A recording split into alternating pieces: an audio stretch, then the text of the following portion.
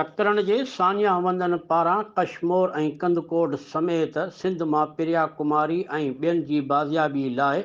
अमर कीरियो ऐं मुसविर चौहान जी अॻुवाणीअ में Chandia petrol pump खां काज़ी सरफराज़ मेमण चौक ताईं एहतजाजी रैली कढी वई,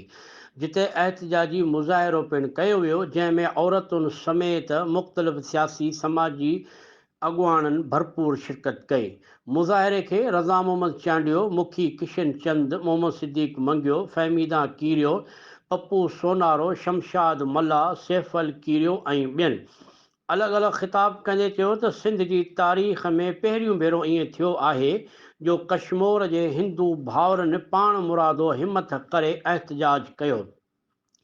जॾहिं त सिंध जे माण्हुनि बि पाण मल्हाए संदनि भरपूर साथ ॾिनो, जंहिंजो नतीजो इहो निकितो जो ॿधीअ सबबि ऐं सिंध हिकु आवाज़ थियणु सबबि एहतजाज जा नतीजा अचणु शुरू थी चुका आहिनि। पर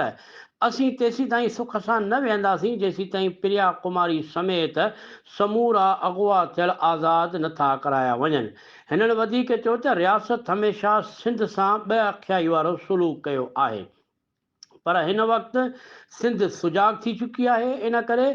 सिधी या अणसिधी तरह जेके बि ॻुझा हथ सिंध सां वेसाघाती कंदा त सिंध जे सदाईं मज़ामत कई आहे, उहा संदनि रस्ता रोक कंदी। मुज़ाहिरे में काज़ी जावेद सनाई, मीर मोहम्मद कीरियो, रज़ा मोहम्मद सियाल, ख़ैर मोहम्मद लाखो, आलम कीरियो देशी, एजाज़ चन्ना,